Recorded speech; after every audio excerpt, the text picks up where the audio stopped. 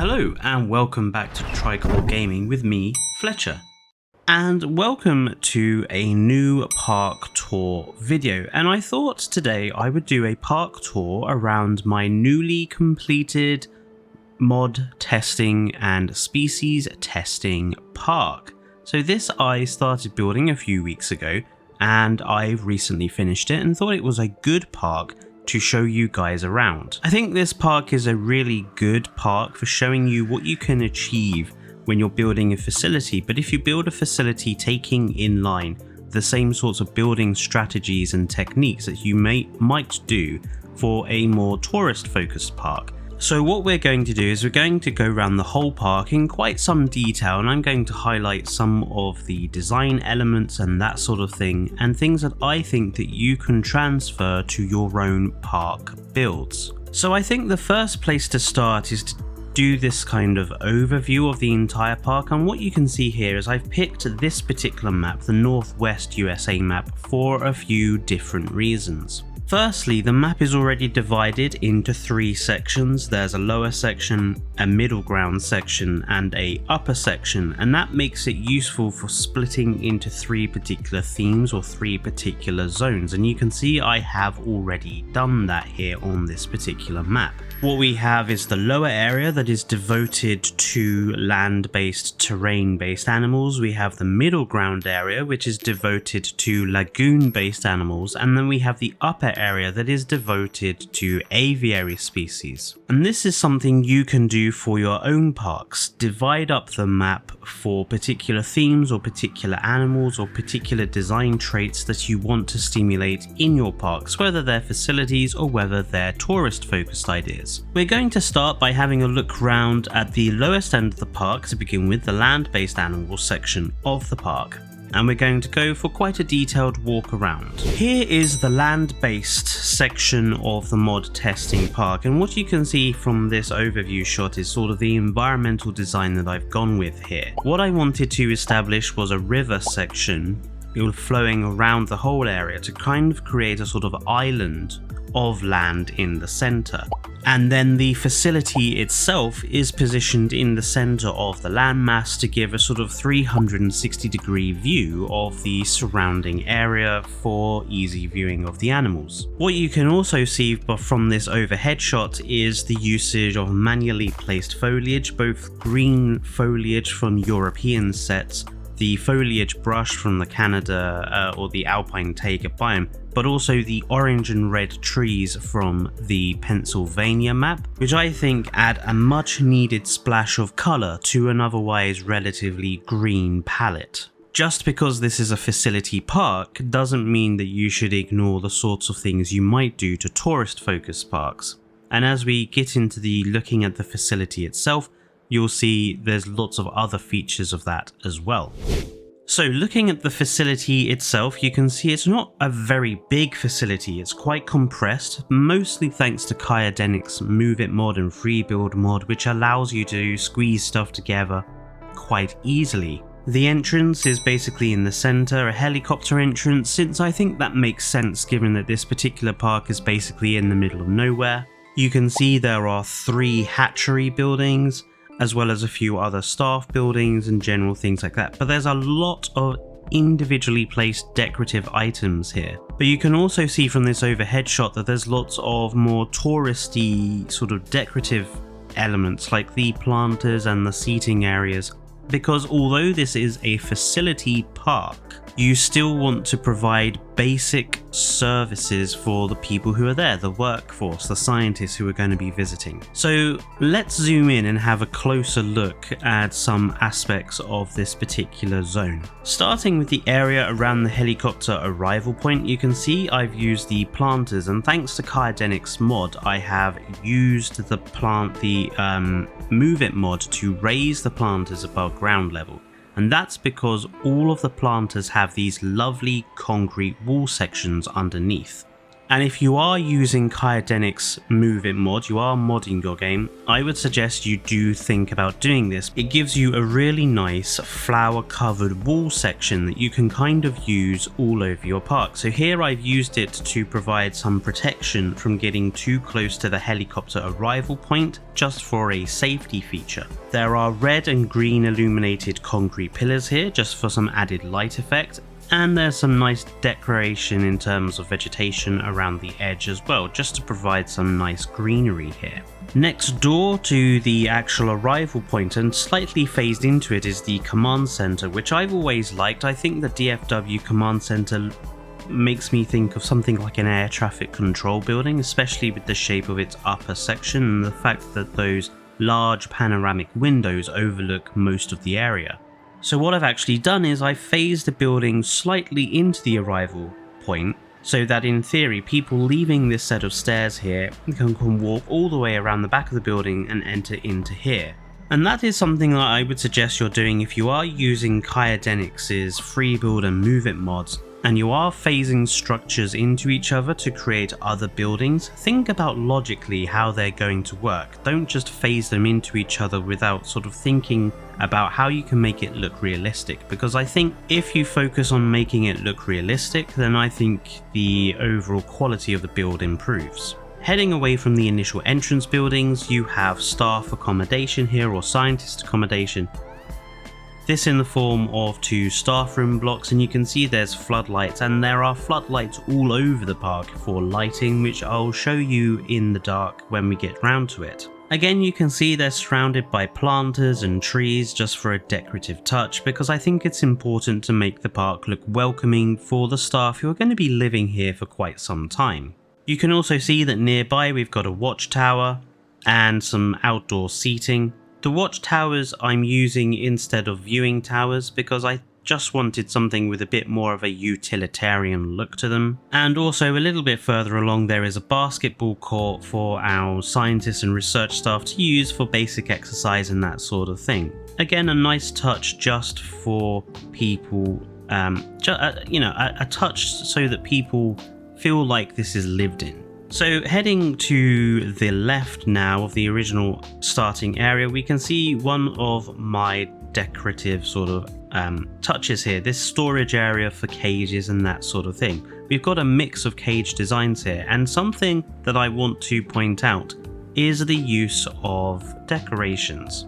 So you can see here we've got a rack of 4 of the raptor cages, and they're all not quite in a sort of perfectly symmetrical, perfectly arranged pattern. And you can see it also next door with the bigger sort of Rex cages as well.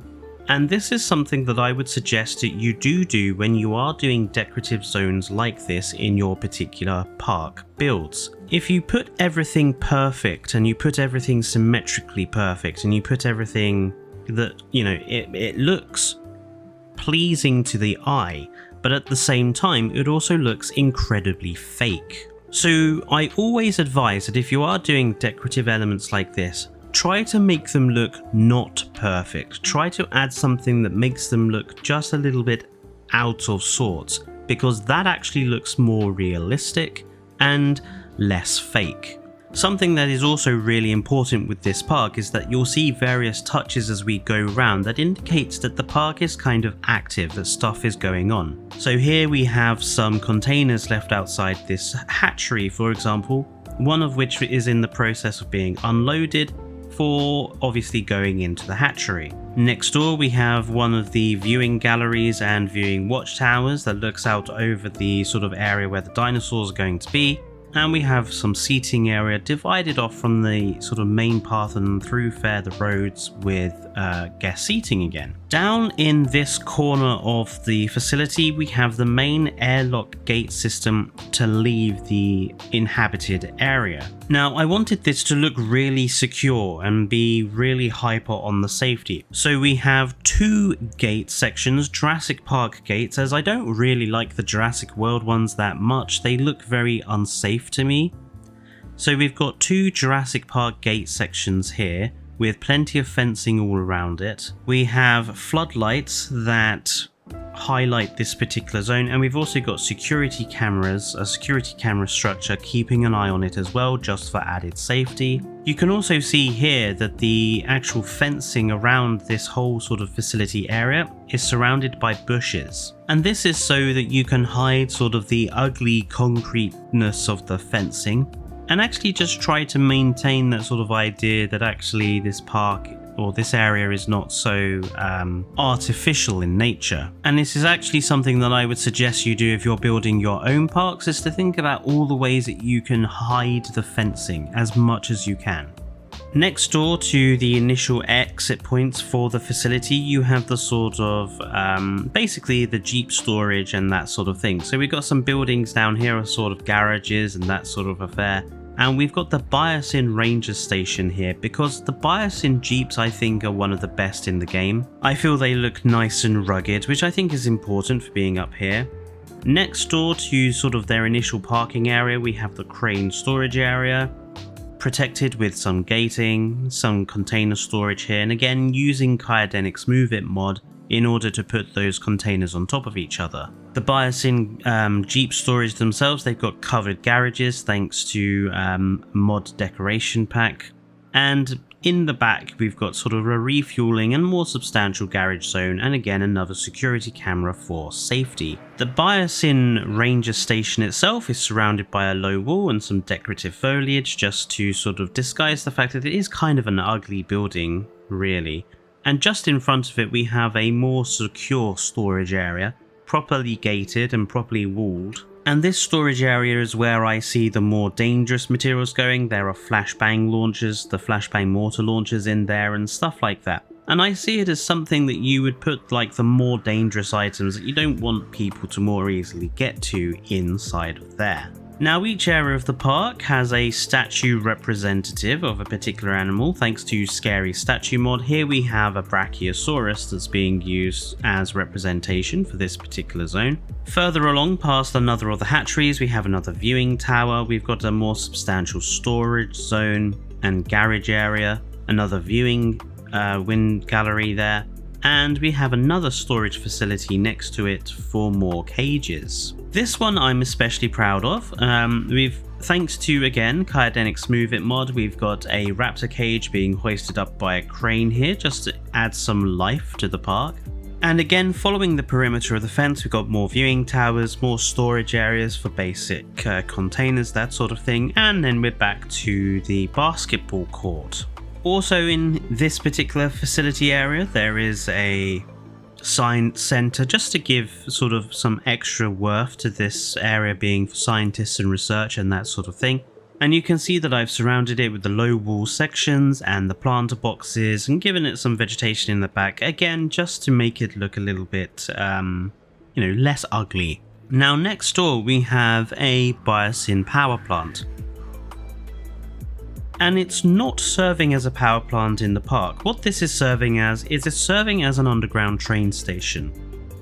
The big round things on the very top I see are part of the ventilation system to keep it all aerated and that sort of thing. And I see it as the perfect way of connecting the three sections of the park together, not necessarily through a hyperloop, but probably sort of an underground train station that's a little less advanced. And you can see that it's surrounded by walls, surrounded by planters to make the concrete fence less offensive.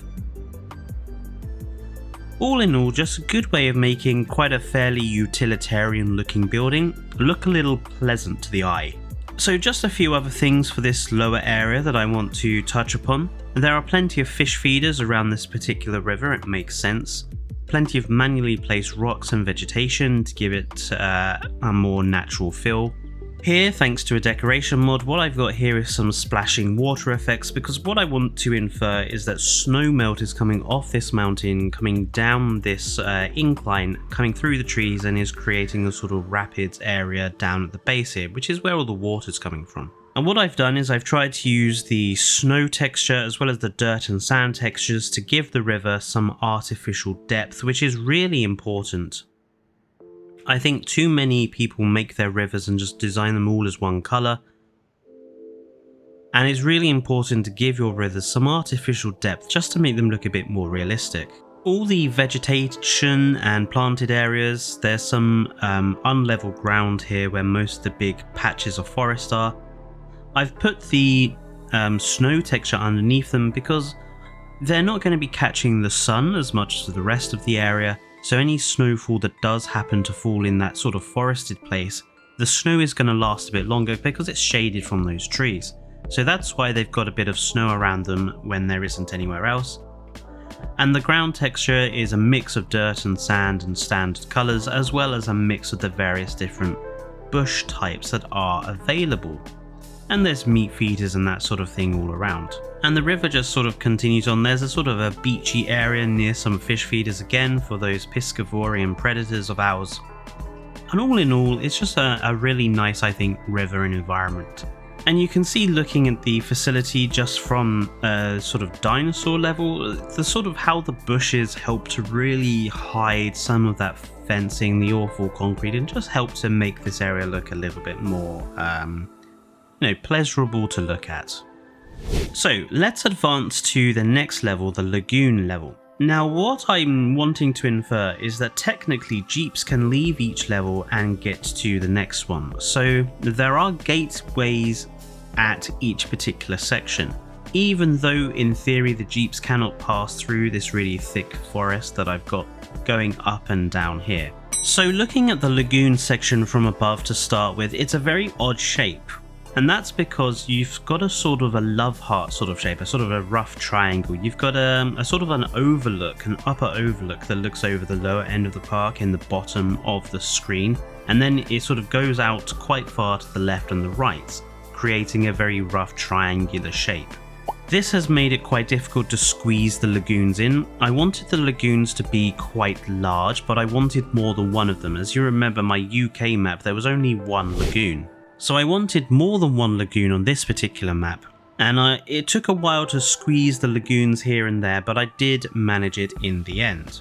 I've also come up with some more unique design elements for this area of the park, so it's not identical to the lower area of the park where the land animals are. So let's go and start with having a look at the sort of the entranceway. So again, the double gates for safety, security cameras overlooking the zone, and straight away we have the ranger station, again with jeep storage, covered garages, a crane.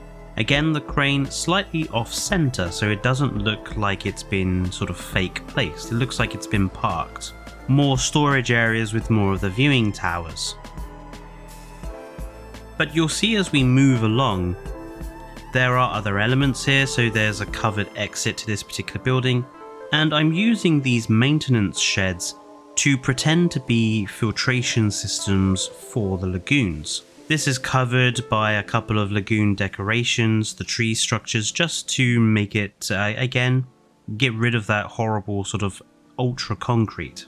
Now, this particular area I'm imagining is sort of quite a thoroughfare for jeeps, because obviously if you're going from the lower area to the aviary, jeeps are having to drive through this area. So it's a bit more jeep friendly. The paths are wider, there are roundabouts, naturally being British, we are fans of roundabouts. And there's a lot of sort of protective lighting and that sort of thing that will become clear when we have a look at the park in the night. Each of the lagoon areas as well have some unique decorative touches. So here we've got a sort of area where a crane is helping clear some logs that have fallen into the lagoon. And we have a container that's kind of fallen over slightly, just again for some added detail. At the back here we have some cage storage. Now, some people might think it's a bit weird to have cages around the lagoons, but I was actually looking at the large T-Rex cages or transport cage, and it actually reminded me a little bit of the things they used to transport big sea creatures like sharks and orcas around. You tend to have a sort of something to grip around the head or hold the head, but there's also going to be plenty of room for flippers and tails and that sort of thing. And I thought that these cages do really work quite well at that sort of aspect, so that's why they're here. And again, we've got a maintenance shed and a bunker, and I'm inferring that the bunker connects to the filtration system, but also to the shark feeder. The lagoons themselves each have a slightly different feeding setup. So there is a fish feeder only lagoon, there is a shark feeder only lagoon, and then there is a mixed lagoon. So when we are testing our mod species and our animals, we can have all varieties in. So again, following the edges of the lagoon, we've got plenty of viewing galleries, as well as access to viewing domes that are inside each lagoon, as well as plenty of floodlights and viewing towers, pretty similar to the other end of the park. Here you can see we've got another shark feeder connected to a maintenance shed, inferring there's access down there. I'm going to go the back way past the veterinary building, which we'll get to in a second, because I want to highlight this decorative touch next to this lagoon. Here we've got a crane that has unfortunately toppled over, taken part of the fence and a couple of trees with it as it has done so. And we've got some container that has spilled its contents out and about, and it took a long time to do this with Kaidenix's mod, arranging everything to make it look correct. But I think if you can do stuff like this, if you can add elements of things happening, the day-to-day jobs of the park, not just to facility parks, but you can also do this to tourist parks. And I think Evo suggested this idea. Have a enclosure that looks like it's under construction, for example. It just adds some interest to the park. It makes you think about using some of those decoration pieces that maybe you don't use that much. So moving on this particular lagoon, we've got a couple of bunkers that actually serve as access, and I really like the DFW bunkers because not only are they large buildings that you can easily imagine are being used for shark storage, but you've also got this sort of the air conditioning and air purification systems next to it. I think works really well as lagoon filtration system as well. We've got some more cages next door and plenty of viewing galleries and floodlights, access to the lagoon viewing dome as well as containers and that sort of thing. And again, at the far end of this particular lagoon, more storage and another bunker. And you'll notice as we continue along the outsides of these lagoons, again, more planters, more trees, more using of lighting and wall sections and seating areas, again, just to make this area look pleasant for the people who are going to be working here. And now we come to this area's representation, and we've got a couple of chronosaurs here with vegetation and lagoon decoration pieces used to represent this particular zone. And I've used plenty of blue lighting around to make it look like it's a holographic statue, or just to make it look like it's underwater when it's in the dark. And I will show you guys what the park looks like in the dark because I think it looks absolutely incredible. So having a look at the particular sort of guest areas then, we've got staff accommodation here, slightly different type. I wanted to differentiate the areas slightly. Again, we've got the basketball court and a sort of lot of vegetation in this central section just to sort of cover it a little bit. And we've got a nice seating area, outdoor seating area with different seating types. These sorts of containers with the sort of jutting out section in the front and the doorway, I kind of like to think they're sort of hidden kitchens. I've seen something similar on Clarkson's farm where he basically has this like kitchen self-contained inside like a shipping container. I think it's a great idea and it makes sense, I think. So we have another station building here, the Biosim power plant. Again, there's areas in the back for containers and that sort of thing. And we've surrounded it with the concrete wall just to hide the sort of strange look of the building. And there's plenty of vegetation around just to make it look a little nicer. We've got plenty of roundabouts and road offshoots for the jeeps that are driving around. And then the main building here, the research centre building, again surrounded by low walls and planters.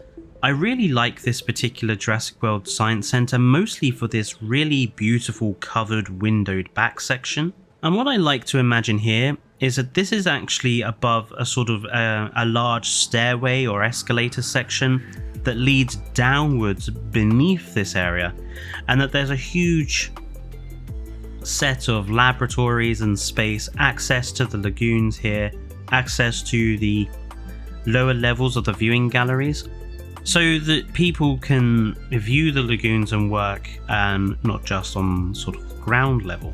Now before we move on, I want to show you guys each lagoon because they are slightly different in style and decoration. So this particular one, because a lot of the island using species are fish eaters only and not shark eaters, I've got an island here that is minorly decorated, and below the surface we have a viewing dome directly connected onto that, and you can see that it's also surrounded by a mixture of kelp, both Max Veers' lovely modded kelp and Frontier's not so lovely basic kelp. This particular lagoon we've gone quite heavy using the kelp and rock formations just as decoration, and there's also lighting around each kelp again to make it look better in the dark. You can see over here we've used coral as well as thermal vents and bubble vents just to make this one look a little bit more interesting. This particular kelp is growing around some sunken boats. We've got a much larger kelp patch here with rocks and stuff around it. And this particular area around this curve of the lagoon, which naturally is higher than the rest of the area, we've made it look a little bit more interesting with the thermal vents, the bubble vents, and more kelp. Our shark-based lagoon is different again. We've got the viewing dome here as surrounded by lots of kelp, thermal vents, rocks, rocky pillars. We've got some more sunken boats and cages. Each of the shark feeders, their main tower, is also surrounded by decorations, so we've got bubbles and vents and kelp. And we've got lots of the big rock pillars in this one just to add some extra detail and differentiate it from the kelp and the lagoon in the other side. And again, we've got some nice cages around this particular tower here. And this particular kelp decoration area is just a mix of coral, the thermal vents, but also a bit of a ruined structure. And I believe this is I think this is also one of Max Veers' mods, the lagoon decorations. So we've got a nice chunk of ruin here in the lagoon. And the final lagoon, the mixed lagoon, again we've got plenty of kelp here surrounding the shark feeder towers. I went for some larger rock formations here, so we have the archway surrounded by kelp and thermal vents. The viewing dome again, surrounded by kelp, thermal vents, and just some sort of exposed rock pillars here with smaller kelp and coral. It's all relatively similar to each other, but there are unique design elements in each lagoon, so you can tell at a glance which one you are in. And again, this is all lit up with various bits of lagoon lighting, which you'll see when we have a look at the park in the dark. But for now, let's go and have a look at the aviary end of the facility. So the aviary end of the facility, I wasn't sure whether to have one large aviary structure or several small ones. In the end, this particular section of the park is not really big enough to have more than one aviary, and if I did want to have more than one aviary, it would end up with having very small ones, and I wanted a big area so that I could design it and decorate it. So we have a sort of dinosaur footprint shaped aviary building with the facility attached to it. Like all of the other facility areas, there are unique touches to this particular area. So we have again the double airlock, security cameras, the InGen patterned ranger station with sort of garages and storage around it. This particular area is represented by Quetzalcoatlus, because of course it would have to be. Again, we've got a continuation of using low wall sections to protect people from getting too close to the helicopter, and we've got the use of fountains as roundabouts, as well as the bias in train station structure from the other locations. We've also got some more uniquely planted areas. So this I sort of imagine as like an outdoor seating food area. I imagine sort of there's barbecues under the tents and that sort of thing. Staff accommodation is done by one of the DFW hotels, and in the back we've got some seating, picnic benches, as well as covered sort of gazebo-esque, more posh seating. And the whole thing is surrounded by bushes and trees as well, just to make it look a little nicer to stay at. Now, one of the things I wanted to do for this end of the park is to give it a unique building, like the others have their research buildings. And I went with the expedition center here because I really adore the large communications dish, just to give it some more motion because it is animated. And we have the chopper here, and there's some planted containers and large wooden crates to infer that they're, just come back from an expedition. Directly next door we have a garage area and crane that's on its way to start doing some work inside this proper storage facility. And we have, again thanks to Kaidenix's mod, containers that are all arranged here. I wanted to sort of make a tunnel sort of effect with the containers here just for a bit of fun. And I think it works really well actually. I think I'm going to do something like this in other tourist focused parks, like have a storage area, a background storage area, just for some interest. And then we have the actual aviary building itself, which is surrounded by trees just to kind of hide the concrete and the metal sort of cage above it, as well as plenty of security cameras and floodlights, and access to the hatcheries and the viewing galleries. And there is also a tower inside the aviary building, which I'll talk more about in a second. I just wanted to highlight again the use of the orange trees and such, just to give this area some colour. So the aviary itself is sort of designed with a singular central island with large river around the outside and small sort of forested areas all around the outside. You'll also notice there are plenty of pterosaur perches around this whole particular area, and there's plenty of fish feeders, and each fish feeder also has a light just to make them look more atmospheric in the darkness. Now, I was tempted to use a viewing dome or the viewing towers around the aviary so that they could get up to pterosaur height, but in the end I went with the Biosyn viewing tower just because that meant I could place it in here and connect it to the Hyperloop stations that the park are already using. So there is a connection here from this tower to the Hyperloop station that's already at this end of the park. And the Hyperloop is actually also arranged so there is a sort of a slow Hyperloop system where you go from the Hyperloop at the lower end to the middle end to the upper end. And then there's sort of an express route which goes from the Hyperloop station at the aviary end directly down to the lower end. I don't know if that actually changes the gameplay in any way, but to me I just did it out of realism's sake because I thought it makes sense that you'd have a direct connection to the upper end of the park. So that is the whole of the park sort of gone through in some detail, and what I'm going to do now is I'm actually going to switch it to nighttime.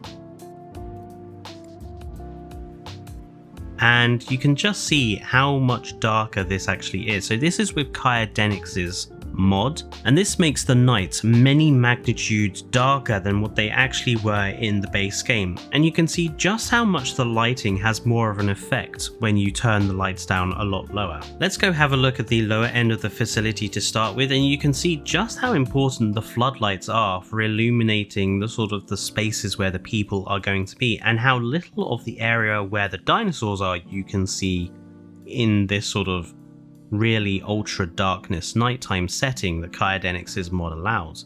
I think that adds some much needed atmosphere to the game. It also really hyper saturates the sort of the lighting, so you can see the red and green lighting there around the helicopter pad, the cooler blue lighting around the Biosyn buildings, that sort of thing. We got some deeper blue black lights, which I'm sort of using here because I think it's going to disturb the dinosaurs less, so you'll see them around the park in various places. Again, I think the darker nights really do add something to the general feel of the park. If I head up to the lagoon area especially, so again you can see you've got the red and green lighting around the gates for safety, but also to demarcate where the sort of viewing areas are. And again, thinking about safety of the cars while driving around, there are lots of lights indicating the edge of fences and the edge of buildings, floodlights around the edges of the lagoon, around the roundabout. We've got some emergency lights, lighting cones around where this crane is working just for safety's sake. We went with the less stern blue lighting around the basketball courts and more subtle white lighting around the seating area in the back. Here is that wonderful Kronosaurus statue with the blue lighting for just to make it look like they're underwater. I think this works really, really well. Would suggest people do it in their parks if they can. And of course, not only are these areas fully illuminated with the lighting rigs, and I'd also like to point out that these lighting pillars, you can see that I've used relatively similar colors all the way throughout: greens, reds, oranges, and light blues. And that just helps to give it a sort of a sense of theming throughout the park. I also remember I didn't discuss the vet building when I was here last time. So I wanted to have a veterinary structure down in the lower end of the park, but there just wasn't space for it. Let's actually put it back to daytime so you can sort of see this area properly. So you can see that we've got a perimeter fence protecting this compound, because obviously there are going to be dangerous animals in here receiving care, and if they get out, you don't want them to be immediately out into where people are, for safety. So the veterinary building itself has a perimeter fence, there's a gatehouse and gate structure there, and then you've got the same sort of similar garage arrangement for the medical vehicles, cranes doing jobs, that sort of thing. There are floodlights all around this particular structure, as well as security cameras. I wanted the security to be a lot higher around the vet building, so there's a security camera in the back, there's a couple around the sides and a couple in the front. And the vet building itself, I've given it black lighting so that you don't disturb any resting animals inside there. And there's sort of feeding troughs and trees for possible herbivore dinosaurs that are going to be in the back here. Now, I didn't realize as I switch it back to nighttime that this pad area is actually really fully illuminated. So as a result, the black lighting doesn't really work as well as I hoped, but you get the sort of the general gist of what I was going for. And of course, inside the lagoons themselves, they are also lit. So around each of the kelp areas, you've got plenty of green lighting, blue lighting, pink lighting, all there just to make it look like the coral is bioluminescent and stuff, and also to provide some interesting lighting for these lagoon areas. I'll only show off this particular lagoon because they're all relatively the same. You can see the sort of thing I've gone with here. Otherwise this video is going to be a lot longer than it already is. And finally, let's go and have a look at the aviary section of the park, again in the dark. You've got the use of the red and green lighting still, the illumination of the sort of representative statues, plenty of floodlights around as well for extra lighting, the use of red highlights for safety if you're driving around. And yeah, all in all, just it just looks really nice, I think, in the dark especially. And you can see inside the aviary here how the lighting around each of the fish feeding stations just helps to make it look a bit more atmospheric. And the trees around them as well as are highlighted with green and oranges, just to add some subtle lighting effects to them. I'm really happy with how this park has actually turned out. In fact, it's out of all the parks I've built this year, I think this one is the one I am most proud of and the most happy with. I don't often build facility parks because I struggle to...